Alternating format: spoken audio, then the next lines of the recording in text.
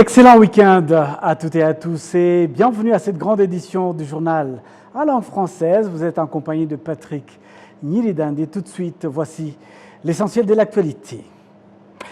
Plusieurs institutions se sont jointes à la campagne de lutte contre la toxicomanie et la consommation d'alcool illicite.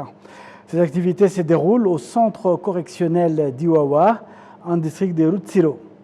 L'alcool illicite a depuis longtemps des effets néfastes sur la santé de ses consommateurs, pouvant aller jusqu'à la mort. Parallèlement, des drogues comme le cannabis et d'autres continuent à ravager la population, notamment de jeunes. À Iwawa, 4800 élèves suivent actuellement des formations correctionnelles et professionnelles, constituant ainsi la 26e promotion. Le ministre de l'administration locale et l'inspecteur général de la police nationale ont assisté à ces activités. Plus de 580 membres du FPR Ihotani du district de Rulindo se sont réunis en assemblée générale. Lors de cette assemblée, en présence de la représentante du secrétariat du FPR Ihotani et de son président pour la province du Nord, les membres se sont félicités du rythme de développement, notamment de la décentralisation des infrastructures au profit de la population, des investissements auxquels ils participent et de la sensibilisation accrue de nombreux citoyens aux activités des services communautaires. En ouvrant l'Assemblée générale, la présidente de cette formation politique en district de Rulindo a exprimé sa satisfaction quant au fait que le district dispose désormais de 35 kilomètres de routes asphaltées et qui, grâce à ces activités minières, à la culture de café, des légumes et des fruits, les membres ont déjà accumulé d'importantes économies auprès de Joheza, Intsinzi Sako et Kopek Ikirenga. Il s'agit d'une assemblée générale qui a réuni des participants pour discuter du thème « Préserver la famille rwandaise dans la vision 2050 ». Et puis, des experts en énergie renouvelable et des utilisateurs d'énergie solaire réclament un soutien accru aux équipements d'énergie renouvelable. Ils ont fait cette demande alors que les habitants et les entreprises affirment que les coupures de courant continuent de les affecter. Reportage. À Kigali et dans d'autres parties du pays, les coupures de courant sont fréquentes. Elles sont souvent suivies des communiqués de Rwanda Energy Corporation, REG en sigle, expliquant la cause du problème. La société en charge de la production, du transport et vente de l'énergie électrique au Rwanda. Les commerçants de produits alimentaires et des boissons périssables, dont les réfrigérateurs et congélateurs, tombent souvent en panne, ainsi que les prestataires de services utilisant l'électricité affirment que ces coupures ont un impact majeur sur leur activité. Il y a eu coupure de courant pendant 2 heures et le lait a été affecté. Les clients ont refusé de l'acheter. Le délestage est un phénomène récurrent ici. Nous perdons les clients car ils n'arrivent pas à patienter jusqu'au retour de l'électricité et vont chercher les services ailleurs. Outre le problème de la pénurie d'électricité, certains investisseurs importants, notamment les usines et hôtels, indiquent que l'électricité reste chère et parfois insuffisamment rentable par rapport à leur activité. Pour aggraver ces problèmes, 15 cellules à travers le pays sont toujours privées d'électricité et ailleurs, bien que l'infrastructure, y compris l'électricité, ait été mise en place, la population attend toujours d'être raccordée au réseau. Ces poteaux ont été installés en 2020 et jusqu'aujourd'hui, nous n'avons pas d'électricité. Nous n'arrivons même pas à charger nos téléphones. Nous manquons de plusieurs services ici. Pas de salons de coiffure, pas de services de soudure. Quand vous voyez le mouvement dans ce quartier, il est clair que si nous avions l'électricité, le progrès peut être rapide et la population peut améliorer considérablement son bien-être. Malgré cela, Rugabira Dan, habitant de Kigali, a trouvé une autre solution. Chez lui, il utilise l'énergie solaire pour alimenter sa voiture électrique, allumer les lumières, faire fonctionner ses caméras de sécurité et même cuisiner. Il affirme que cela lui a permis de faire des économies par rapport à ses anciennes factures d'électricité. Avant l'installation de l'énergie solaire dans ma maison, j'utilisais plus de 100 000 francs rwandais pour acheter l'énergie électrique au cash power. Et aujourd'hui, j'utilise à peine 20 000 francs mensuellement. Nous demandons à REG de réfléchir à un système de compensation pour l'énergie produite, mais que nous n'utilisons pas. Nous utilisons l'énergie solaire pour éclairer notre maison le soir, pour préparer la nourriture, mais aussi pour charger nos téléphones. Cette énergie est efficace car nous ne savons même pas quand est-ce que le courant est parti. On attend juste certains voisins le dire. James Twesigye, responsable de l'énergie solaire à Rwanda Energy Corporation, REG, explique que le gouvernement peut prendre des mesures pour réduire le coût des équipements solaires.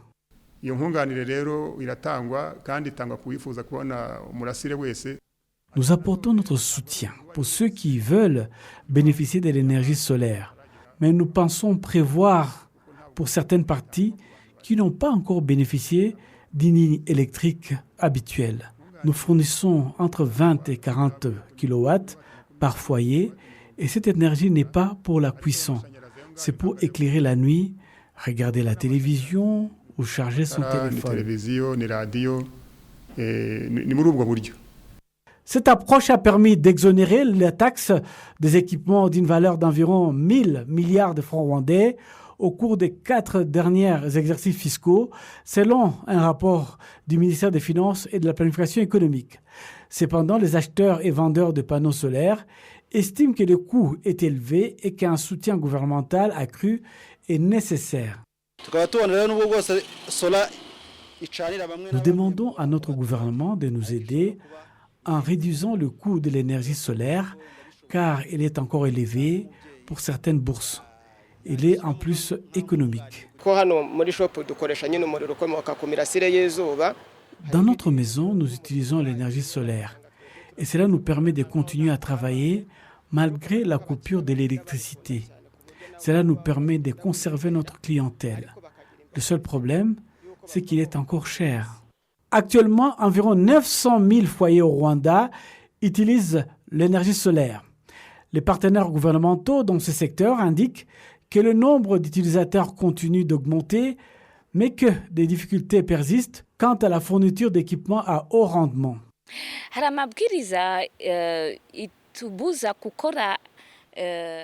y a une directive qui nous empêche d'utiliser plus de 100 kW pic de l'énergie solaire. Nous avons des hôtels qui utilisent plus de 100 kW pic. Lorsque nous demandons l'autorisation pour la production de plus de 100 kW pic, l'organisme en charge peut ou non nous l'accorder. Les experts en énergie affirment que ces panneaux solaires peuvent jouer un rôle majeur dans la résolution des problèmes d'électricité au Rwanda. Julien Dushimimana, chercheur en énergie renouvelable, affirme que l'installation des panneaux solaires sur 3 millions de foyers permettrait de réduire la pression sur les réseaux électriques conventionnels. Nous avons constaté qu'au Rwanda, l'énergie solaire peut être produite jusqu'à 6 gigabytes car nous avons plus de 3 millions de maisons et que si chaque maison avait un panneau solaire sur son toit, nous pouvons produire 2 kilowatts par maison et après calcul, cela peut donner 6 gigabytes. C'est beaucoup d'énergie et rentable aussi bien pour les entreprises que les citoyens. Dans les immeubles commerciaux de grande hauteur construits à Kigali et dans d'autres villes, le recours aux énergies renouvelables est envisagé comme une solution pour réduire la consommation d'électricité conventionnelle. Certains ayant déjà investi dans des panneaux solaires indiquent ne pas consommer toute l'électricité produite, mais la partagent. Le Premier ministre rwandais, Dr Justin Nsengiyumva, a également déclaré récemment que le gouvernement étudiait des moyens d'accroître la part de l'énergie solaire dans la production d'électricité au Rwanda. Nyabarongo 2 twavugaga izatanga megawatts 43 n'igice. Nyabarongo 2 que nous avons mentionné va produire 43,5 mégawatts en hydroélectrique. Dans cela que nous comptons créer, il y a un volet concernant la mise en place de panneaux solaires et vont produire 200 mégawatts. Nous devons continuer à sensibiliser les Rwandais à l'utiliser de l'énergie solaire dans leurs maisons et d'autres activités. La société REG, en charge de la production de l'énergie, réfléchit aux moyens d'acheter l'énergie solaire produite par les particuliers. Actuellement, 12 mégawatts d'énergie solaire sont injectés dans les réseaux nationaux. L'objectif du Rwanda est d'atteindre 100% d'électricité d'ici à 2029, dont 52% provenant du réseau national et 48% de l'énergie solaire et d'autres sources d'énergie renouvelable, considérées par beaucoup comme la solution pour parvenir à une électricité suffisante et durable, fondement du développement. Le ministère de l'Éducation a annoncé qu'à partir de l'année scolaire 2026-2027, les élèves des écoles normales primaires Teaching Training College, TTC, en langue anglaise, suivront une formation de 5 ans et obtiendront, à l'issue de leurs études, un diplôme du niveau A1. Solange Omurerwa nous fait le point. Le ministre de l'Éducation, Joseph Nsengimana, l'a indiqué ce samedi lors d'une interview accordée à Arabie, consacrée au bilan de l'année scolaire écoulée et aux préparatifs de la prochaine rentrée. Cette réforme s'inscrit dans la volonté du gouvernement de renforcer les compétences des futurs enseignants afin d'accompagner l'ambition du Rwanda de bâtir une économie fondée sur le savoir. Tugashaka abarimu bagenewe kugira ngo batugeze ku rugero twifuza. Nous voulons des enseignants hautement qualifiés afin d'atteindre les objectifs que le Rwanda s'est fixés. C'est pourquoi nous allons progressivement relever le niveau de qualification des enseignants du primaire pour qu'ils soient titulaires à terme d'un diplôme universitaire de licence. Cette réforme se fera en 2 étapes. Durant les 5 premières années, nous ferons passer les futurs enseignants du niveau A2 correspondant au diplôme de fin d'études secondaires au niveau A1, c'est-à-dire un diplôme d'enseignement supérieur de 2 ans. Au cours de 5 années suivantes, ils passeront du niveau A1 au niveau A0, correspondant à une licence universitaire. Nous ne pouvons pas appliquer cette réforme en une seule fois, car cela créerait une pénurie d'enseignants pendant plusieurs années. Cette approche progressive nous permettra de continuer à former de nouveaux enseignants tout en améliorant leur niveau de qualification.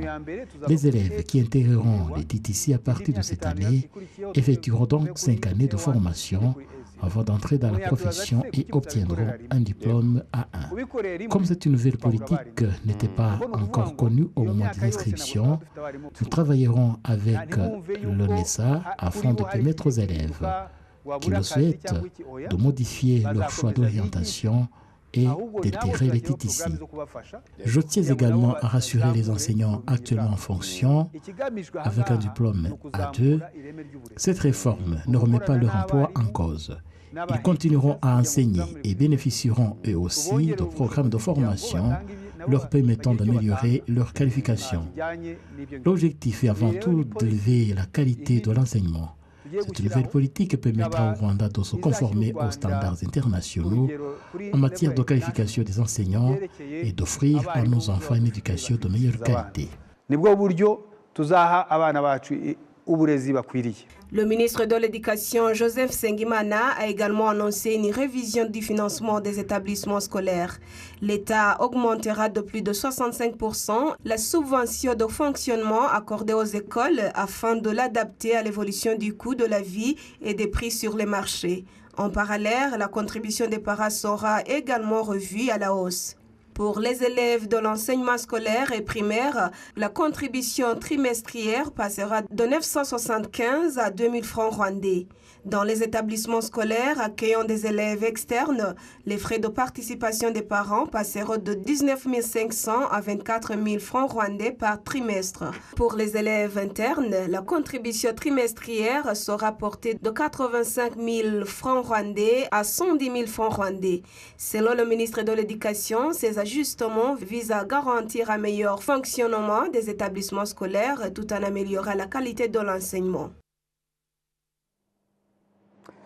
La suite de ce journal à Gicumbi, les drogues et les boissons alcoolisées non conformes sont désormais dans le viseur des autorités. Réunis ce vendredi en réunion de coordination, les responsables locaux ont appelé à une mobilisation de tous afin de préserver la sécurité des familles et le développement du district. Solange Muregwa nous fait le point. De la résilience et la sécurité de la famille, fondement du développement national, a dominé les échanges de cette réunion de coordination qui a rassemblé plus de 500 participants. Les discussions portaient sur les principaux obstacles qui freinent le développement du district de Gicumbi. Parmi les défis mis en évidence figurent l'alcoolisme ainsi que la prolifération de boissons alcoolisées de mauvaise qualité introduites clandestinement depuis les pays voisins ou fabriquées localement. Ces produits sont souvent présentés comme des boissons traditionnelles alors qu'ils contiennent des substances chimiques dangereuses pour la santé.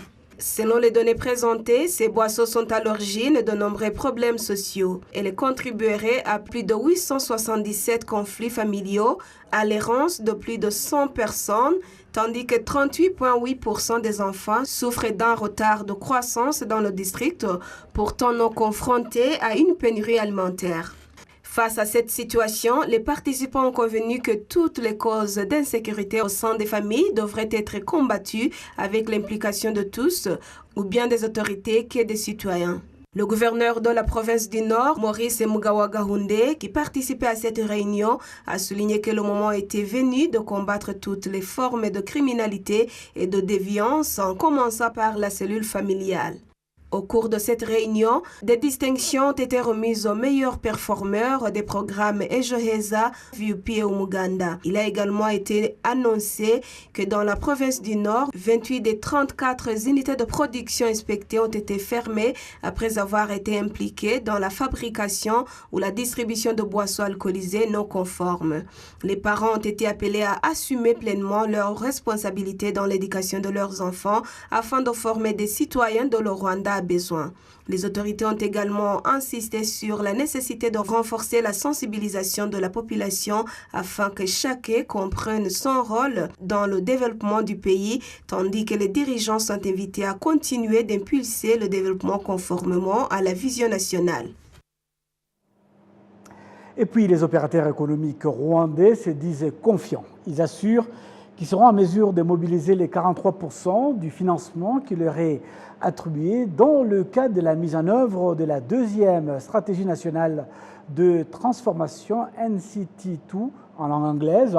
Ce programme quinquennal prévu entre 2025 et 2029 nécessitera un investissement total de 64 000 milliards de francs rwandais. Jean-Benoît Michel. Le développement du secteur minier figure parmi les priorités de la NCT2. L'objectif est de porter les recettes annuelles issues des exportations de minerais à 1,1 milliard de dollars américains. Parmi les investissements phares figure celui de Luna Smelter, une entreprise ougandaise spécialisée dans la transformation de la castérite. Installée au Rwanda depuis 2019, elle a déjà investi 17 milliards de francs rwandais et prévoit d'y ajouter 7 milliards supplémentaires. Cette extension devrait permettre d'augmenter sa capacité de production de 240 à 330 tonnes par mois. Le directeur général de Luna Smelter, Serge Ngaoisonga, estime que cet investissement contribuera à renforcer la place du Rwanda sur le marché international des minerais transformés.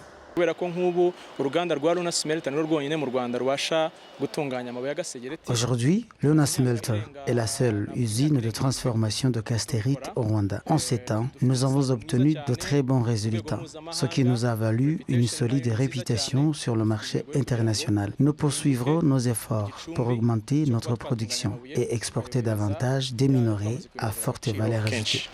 La mise en œuvre de la NECT2 nécessitera un financement global de 64 000 milliards de francs rwandais, destiné à soutenir la transformation économique, la bonne gouvernance et l'amélioration des conditions de vie de la population. Une part importante de ces ressources proviendra des recettes fiscales, estimées à plus de 4 000 milliards de francs rwandais, soit 16,8% du produit intérieur brut. Pour y parvenir, certains opérateurs économiques appellent à un dialogue renforcé avec l'administration fiscale et à un environnement des affaires plus favorable. C'est notamment l'avis d'Aimable Kimenyi, entrepreneur. Nous devons travailler ensemble afin de mobiliser davantage de capitaux et créer des conditions favorables à la génération de richesses. Il est également nécessaire de simplifier certaines lois et de renforcer le dialogue avec les entreprises, notamment sur la TVA, afin qu'elles comprennent mieux le système fiscal et que les obstacles qui freinent leurs activités soient levés. Dans le cadre de la NECT2, le secteur privé est appelé à mobiliser 27 000 milliards de francs rwandais, soit 43% des ressources nécessaires à la réalisation du programme d'ici 2029. Pour François Twadilumukiza, président de la Fédération du secteur privé, cet objectif est réaliste au regard de la dynamique actuelle de l'économie rwandaise. La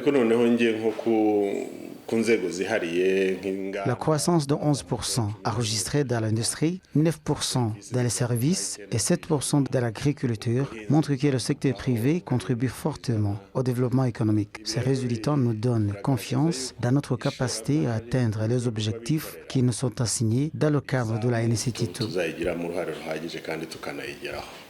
De son côté, l'État devra mobiliser un peu plus de 36 000 milliards de francs rwandais, soit 57% des financements prévus. Mais selon un rapport du Programme des Nations Unies pour le développement PNUD, le Rwanda fait encore face à un déficit de financement compris entre 8 et 9% du PIB, soit près d'1 milliard de dollars par an. Un écart qu'il faudra combler pour assurer la pleine mise en œuvre de la stratégie nationale de transformation. La transition vers les réseaux de nouvelle génération s'accélère au Rwanda alors que les utilisateurs d'appareils compatibles uniquement avec les réseaux 2G et 3G se plaignent de connexions de plus en plus lentes. Le gouvernement a fixé au 30 juin 2027 la fermeture définitive du réseau 3G. Les précisions avec Solange Omurelwa. Les appareils utilisant les réseaux de deuxième et troisième génération, 2G et 3G, comprennent notamment les téléphones basiques, communément appelés Gatoroshi, certains anciens smartphones, les terminaux de validation des billets de transport, les appareils de paiement électronique, ainsi que d'autres équipements reposant sur une technologie devenue obsolète. Les utilisateurs de ces appareils affirment être régulièrement confrontés à des problèmes de connexion qui ralentissent leurs activités quotidiennes. Selon un rapport publié fin 2025 par le Global Mobile Suppliers Association, 88 pays ont été procédés à l'arrêt complet de leurs réseaux 2G et 3G ou sont engagés dans ce processus. Cette évolution a conduit les fabricants à cesser progressivement la production d'équipements compatibles avec ces anciennes technologies. Des commerçants spécialistes dans les productions électroniques au Rwanda indiquent ainsi que les pièces de rechange et les appareils 2G et 3G sont désormais difficiles à trouver sur le marché. Lors de sa réunion du 24 juin 2026, présidée par le président de la République Paul Kagame, le Conseil des ministres a adopté un programme de modernisation des infrastructures de télécommunications visant à accélérer la transition des réseaux 2G et 3G vers les technologies 4G et 5G. Le ministre des Technologies de l'Information et de l'Innovation précise que tous les services utilisant le réseau 3G seront arrêtés sur l'ensemble du territoire le 30 juin 2027 avant une suspension progressive du réseau 2G. Pour Prince Ishimwe Mukotsi, enseignant en technologie de l'information à l'université, cette transition ouvrira la voie à de nombreuses innovations. Aho rero internet bifite umuvuduko ukabije nabyita uri ku rwego rwo hejuru. Le Rwanda entre progressivement dans l'ère de la 5G, qui offre une connexion Internet à très haut débit. Cette technologie permettra notamment le développement de villes intelligentes, la communication entre véhicules, l'automatisation de certaines stations-service, le recours à la chirurgie à distance avec des spécialistes situés à l'étranger, ainsi que l'arrivée de véhicules autonomes. Toutes ces innovations deviennent possibles grâce à la 5G.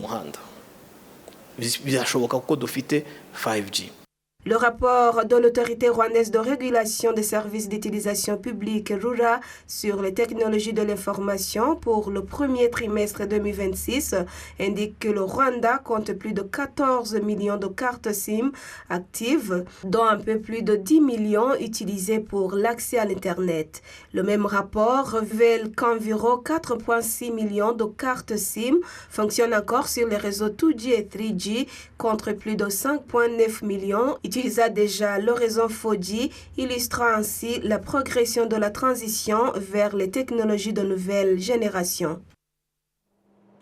C'est donc avec cet élément que nous allons mettre un point final à cette grande édition du journal à la langue française. Au nom de toute l'équipe qui m'a accompagné tout au long de ce journal, je vous souhaite de passer un excellent week-end en compagnie des programmes de la télévision rwandaise.